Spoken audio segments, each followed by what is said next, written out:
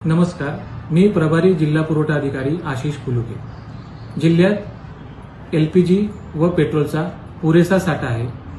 तो आम्ही cells officer IOCL, BPCL व एचपीएल यांच्याकडून मागवलेला आहे।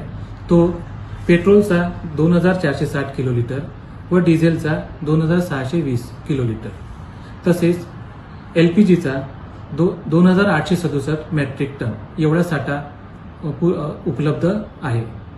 तसेच त्यांचे नियमानुसार वाटप सुरू आहे। मान्य जिल्हाधिकारी श्री अशोक काकडे सर यांच्या मार्गदर्शनाखाली अवैध विक्री तसेच बेकायदेशीर विक्री करणाऱ्यांच्या तपासण्या सुरू आहे। नागरिकांनी पेट्रोल पंपावर गर्दी करू नये, तसेच गॅस एजन्सीवर गर्दी करू नये व प्रशासनास सहकार्य करावे।